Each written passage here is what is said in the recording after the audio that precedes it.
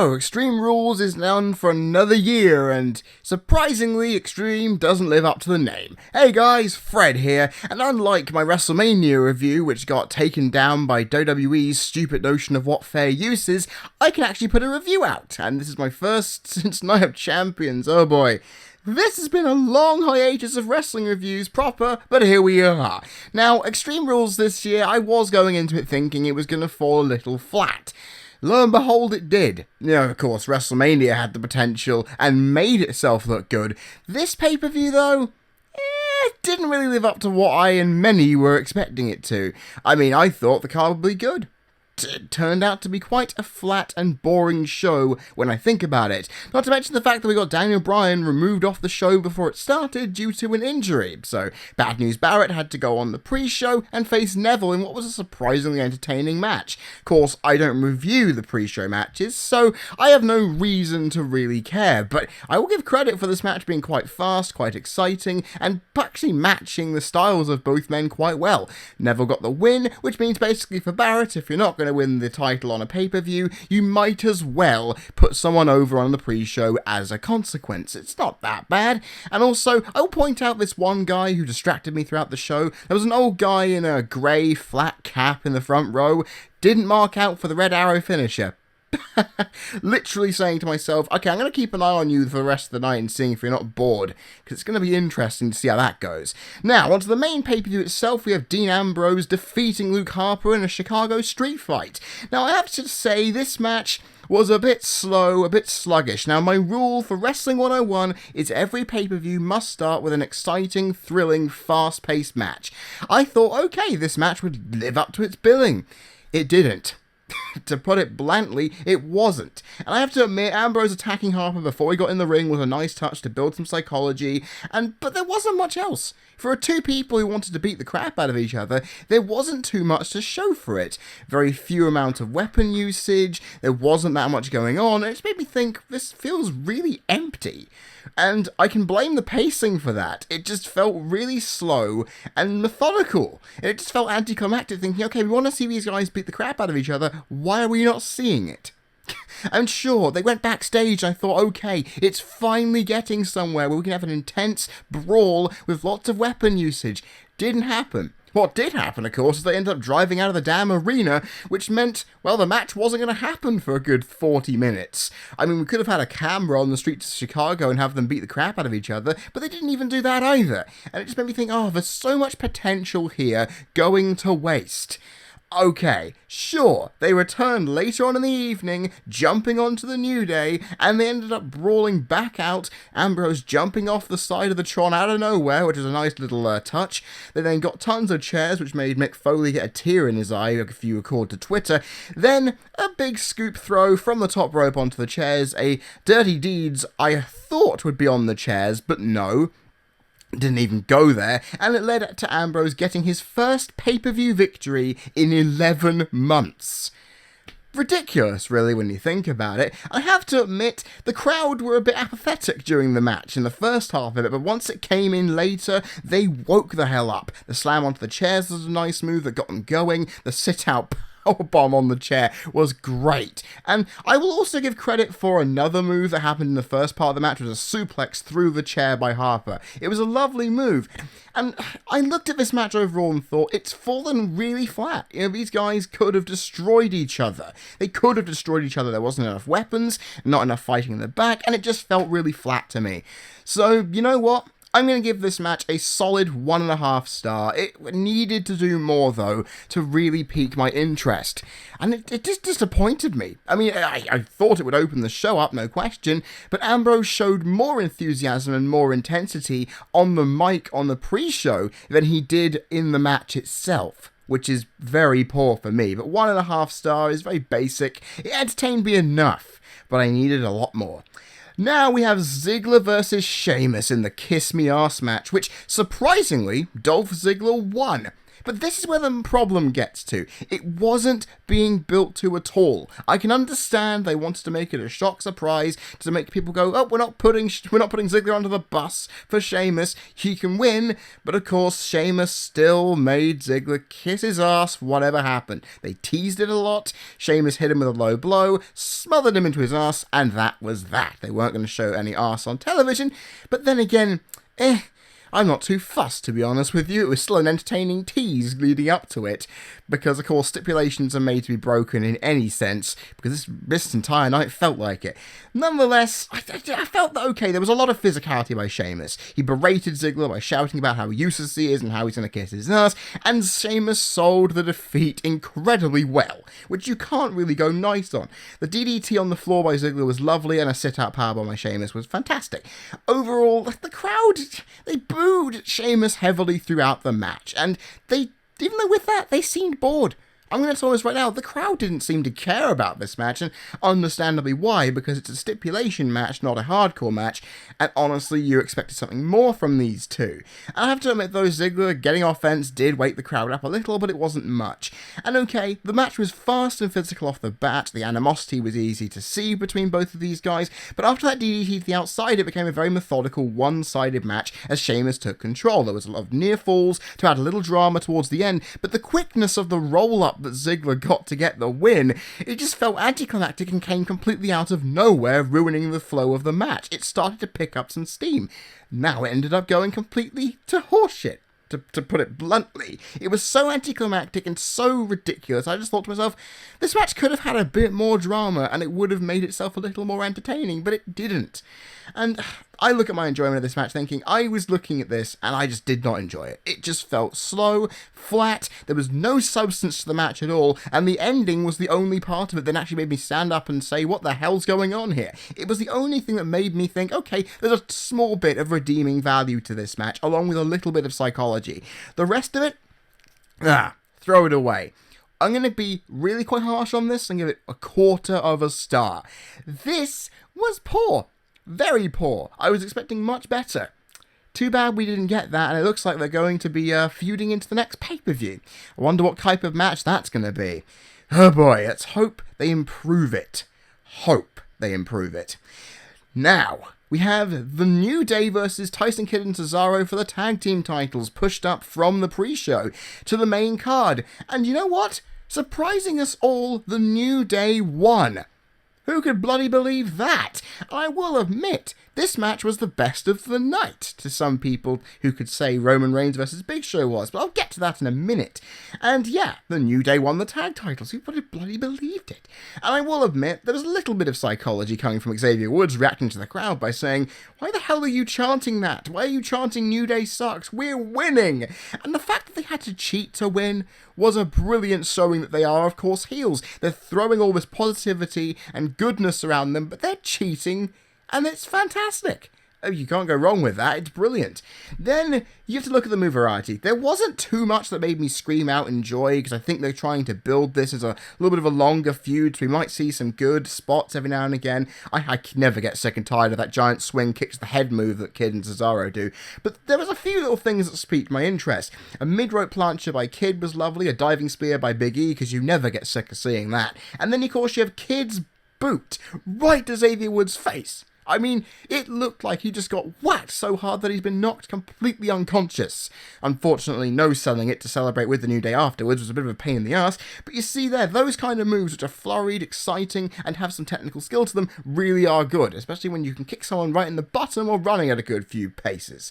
Then the crowd reaction, I'll admit they were booing the New Day hard, and I loved that. They got gradually more into the match as the pace kept consistent at its fast, athletic pacing. It made me think, okay, if they throw some more moves in, if they make the crowd think that it's not going to be a typical win for Cesaro and Kidd and they actually have to fight through to win it, it'll actually become exciting for them. And it did. They peaked up and got somewhere, which is great. However, I will say this, the fact that it looked very smooth and was very fast and quick for the entirety of it, why wasn't it the opening match? Sure, having the heels come out of the opening match with the victory isn't done very often. I can understand that. You want to get the crowd excited. This match would have. I don't care if the New Day would have won or not, it would have been a better match to have at the opener. That's just my opinion, but then again, that's what I think. Nonetheless, I just keep thinking to myself, this was a high-octane, well-wrestled tag match. It didn't require hot tags. How many times can we say a tag team match doesn't require hot tags, everybody? It's ridiculous. But I will say, this match was entertaining. I'm not disappointed that the New Day won. I'm actually very happy because then we get to see the possibility of primetime players against them, and I cannot wait to see that. Nonetheless, it was an entertaining match. It needed a bit more psychology, a bit more move variety, but I really enjoyed this. A 2.25 star, best of the night by a long shot. Let's wonder if anything else is going to... I'm wondering where everything else gets, because if this is the best you've got in the middle of the card, it's not a good sign, to be honest with you. Next, we have the chain match between Cena and Rusev, with John Cena winning in one of the most ridiculous anticlimactic finishes that I've seen in a while. Now, I understand some of you would say, oh, it does make sense knowing that they had all the corners lit up, everything was going right for both of them, one person was going to have to give and make a mistake, and it just felt to me that Cena winning in the way he did seemed very anticlimactic. I would have liked to have seen it look somewhat screwy, kind of like what Rusev did with having Cena on his back during the Accolade, there's actually the other way round, Rusev on Cena's back and then touching all the turnbuckles inadvertently and then have them both do it at the same time. That's what I would have thought would have gone down as a nice screwy finish to set up what will be now an I Quit match at Payback, and didn't really help. But I will say this, the match had a lot of psychology in it. The tug of war beginning the match is very symbolic, there was a very heavy, aggressive start by Rusev, and the repeated tugs of war was still highlighting how strong both men are, and inevitably through all this punishment, their will to win will always come through. It was very symbolic, I really enjoyed that. It was great, and it felt that this match meant more to them than the other matches they had. I'm not sure if that's just me, but I look at it and just say, yeah, this looks like it means a lot more because it feels like there's a lot more on the line here than just a title at this point. It's all about proving yourself. Lana was then sent away by Rusev, which upset the crowd, and the fact is, it really did a good job because it meant, okay, can you win without Lana there? Let's find out. It was quite good. Cena's strength of the Accolade, as I've mentioned, helped Rusev get all the turnbuckles, which made me think he was going to inadvertently have Rusev win the match, which would have been a great swerve for us. Didn't happen though. The move variety, there wasn't any. To put it bluntly, nothing we haven't seen before, and honestly, lacking the turnbuckle stunner which Cena ended up doing, which is honestly the best move he has in his arsenal. A lot of these moves that could have been used to add some excitement were neutered and nothing really came of it. Not very good. The crowd ate both men's offense up, and honestly, the crowd were a lot into this, a lot more than I thought they would be. You would expect to see the crowd go completely anti-Cena, but they really weren't here. They were into both men, they were enjoying themselves, and the ending, they didn't crap on Cena for winning either. You can thank Old Glory and patriotism for that. I've already mentioned that the pacing was quite fast to begin with. It matched with the unburgeoning physicality, but it didn't stop with both men getting both offense. It was a mediumed, momentum-shifting match that had both men getting equal offense. It made both men look equal, which is exactly what you should do in a match with John Cena, and it felt like, again, like I said, it meant more, which is great. I have to say, the non-stop action was good, but that's, again, that sudden ending. It felt really flat, came out of nowhere, but on top of that, you know, there was no blood, considering this was an intense chain match with very few shots to the head with the damn chain. No strangling with said chain. There was no blood from it. It felt really empty. It was just a lot of physicality and a chain. Nothing more. It felt really flat. And I'm not happy with that, because it really meant that this potential of this match was neutered in so many ways. This is Extreme Rules. Add some colour. Add some violence. It didn't. It didn't feel like Extreme Rules at all, and this match sums it up. And honestly, it's worse than the Fastlane and WrestleMania matches, because it lacked that edge that it needed. The others had it, even though they lacked pacing. This one made up for the pacing, but my God, it was lacking everywhere else. And you know what? I'm going to give this 1 3/4 star because I'm actually quite nice and generous. It wasn't bad, but it could have been so much better with a few other things added in. God, Next, we have Naomi versus Nikki for the Divas Championship, with Nikki getting the win off of her amazing torture rack sit-out move. Now, I'm going to say this right now, Naomi made this match. Her aggression in her style of moves, which were still athletic, were very, very fun to watch, and it added the idea that, yes, she really wanted to take the initiative of this match and get her win. She didn't get it, but it showed that people can get behind her in the future. She's got a good stuff going for her, and that intensity really helped, because that psychology was needed to show that, well, Nikki, you're up against an opponent you've not faced in a big match before, you need to see how you can do, and seeing Naomi be really physical was fantastic. The few moves were quite nice, with the turnbuckle bulldog by Naomi, which I thought would really hurt, and it looked like it did, and the springboard kick to the face by Naomi was wonderful. I also liked the fact that Nikki did 1-2 off the top rope, which was fantastic as well. Overall, the crowd reaction, I'm going to give the crowd credit here. They actually made noise. To let that settle in for a second, because the crowd did. They made noise in a Divas match. Compare that to WrestleMania, where there was silence everywhere. I'm just thinking to myself, well, at least Chicago is doing these two justice here. Then you get to the length and pacing. It was a fast-paced match, a lot of momentum shifting, and a lot of near falls. It was trying to build the drama up that, hold on a second, Naomi could actually win this thing. She didn't, like I've already mentioned a couple of times, but the fact that they're trying to build Naomi up as a threat after years of being a funkadactyl is fantastic. They're giving her a chance, and people are starting to realise, hold on a second, this wrestler can do it. We want to see her do more. We're going to watch her matches with more intensity, and with those light-up boots, it'll be great. And I will say, again, most of my enjoyment came out of Naomi in this match, bringing energy, getting the crowd alive, getting her moves to do the talking, and I loved it. I'm going to say this right now, for a Divas match on a pay-per-view, it wasn't bad. It wasn't bad at all, and it was only marginally better, because I would have thought it would have gotten a bit more time out of it, but for what it did, it actually drew out quite a while. So, I can't go wrong with it. 1.25 star. I'm very happy with this match. I could have done a little without the Bella interferences, because honestly, if they're being built as faces, I wouldn't want to see any more of that, but unfortunately, they are faces for some reason. Lord knows. Lord knows, it's hard to tell who's the heel anymore in this feud. So 1.25 star will be me. Then Roman Reigns versus The Big Show in the match that we all thought would be crapped on by the Chicago crowd, and they would hate every single minute of it. Nope. That didn't happen. But yeah, Roman Reigns won as predicted, but in a match that was much better than everyone thought. There was some bits of psychology coming through that really made me laugh. The fact that Big Show kept breaking every single weapon that was near him just to get the crowd to hate him. And I understand how everyone's going to boo Roman Reigns, but breaking every table in sight, you're going to want to do that. The big moves couldn't keep Reigns down, which showed his resilience well, and they both took some big bumps in this match, which I have to give them some credit for.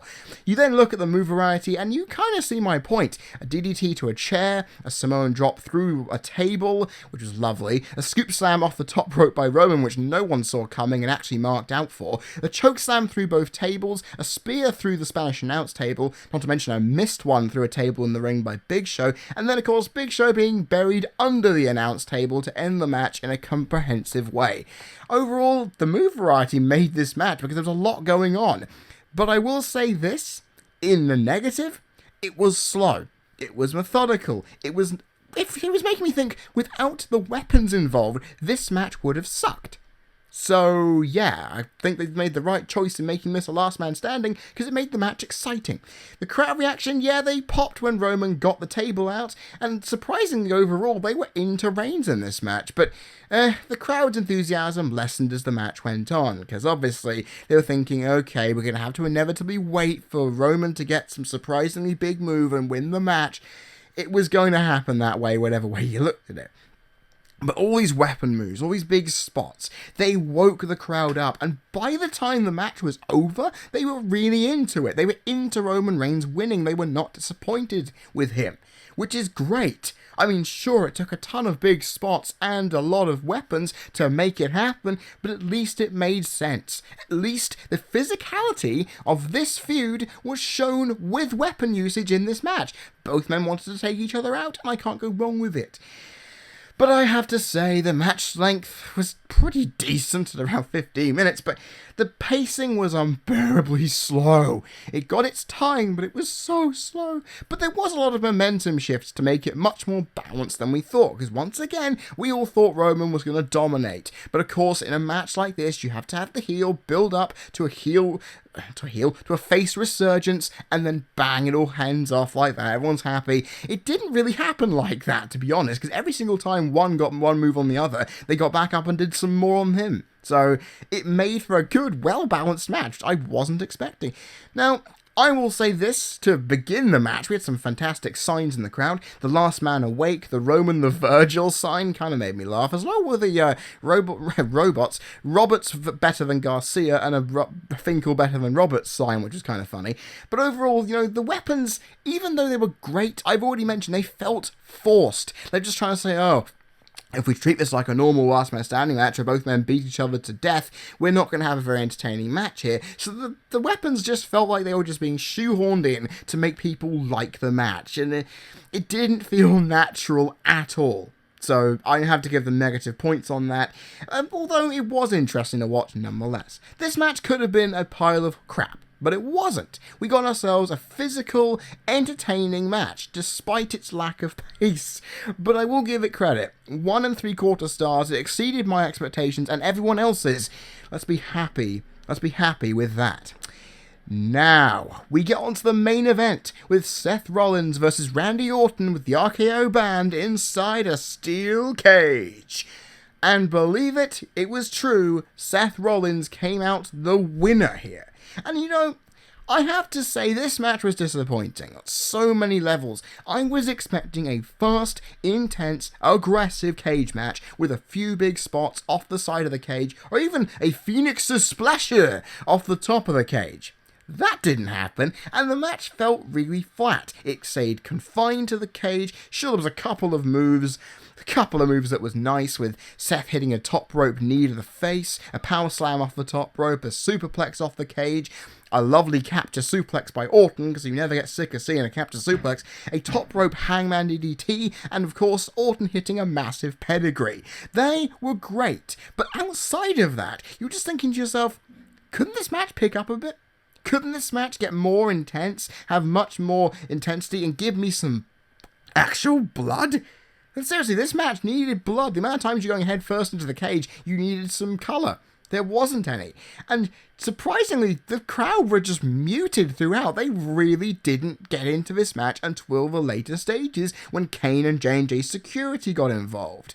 And that is where this match built its psychology up. Sure, you had Orton methodically beating Seth Rollins all over the place, and he ended up making it look like he was going to dominate to victory. And then, of course, you have J&J Security coming out to help him. Both men sold big moves towards the end, being chokeslammed.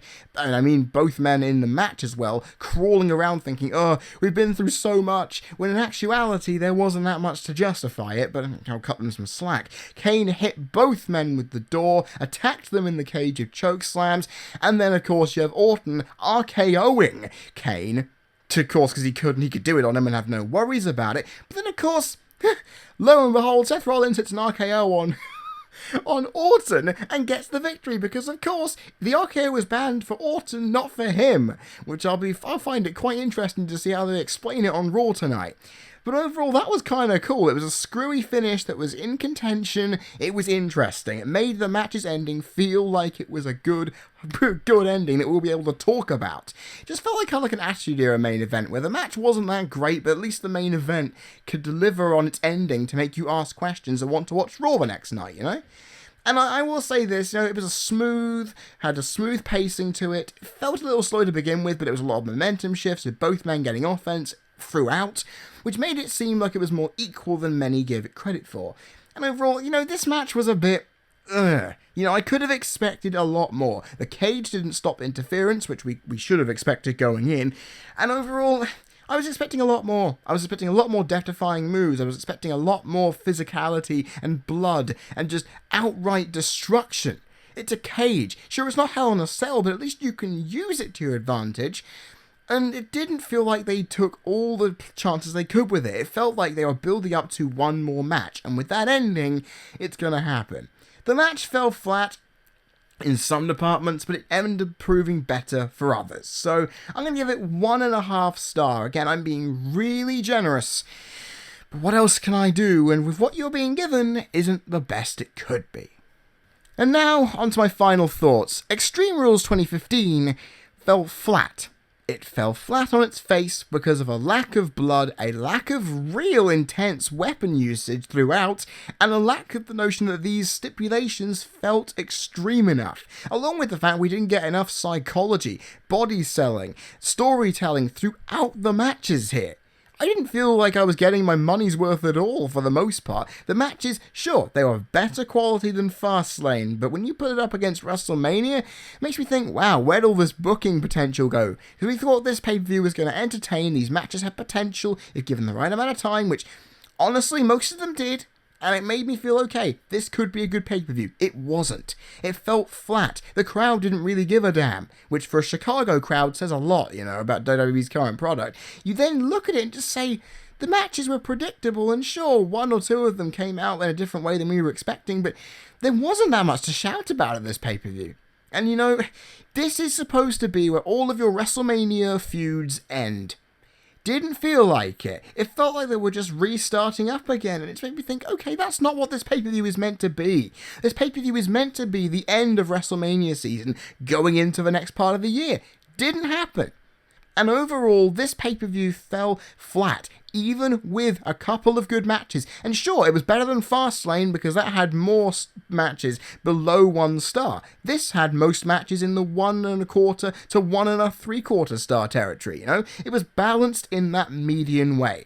Unfortunately, though, that does mean I can't give this pay-per-view a whole lot of credit. It had 1 good match, and the rest of it was kind of blah. It was kind of there, but you really wouldn't care. I spent more time focusing on an old man in a grey cap in the front row whose son was mouthing off the Big Show during the Last Man Standing match than anything else on the entire night, bar 2 matches that sprung my interest due to some moves inside them. But that was it.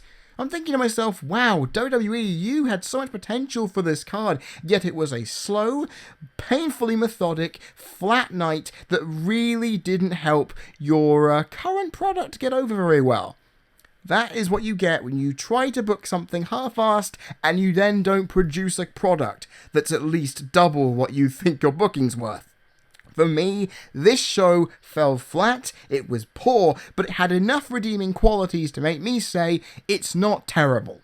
3.5 out of 10 is my final rating here. It's not as bad as Fastlane overall, but it's not as good as the Royal Rumble either. So you look at that and just think, okay, hopefully Payback will make things better, and hopefully we'll get a better pay-per-view showing out of it come 17th of May. Guys, I have been Freddie Thomas, you've been people listening, this has been the Extreme Rules review for the CC Network, and I'll see you all next time. Cheers!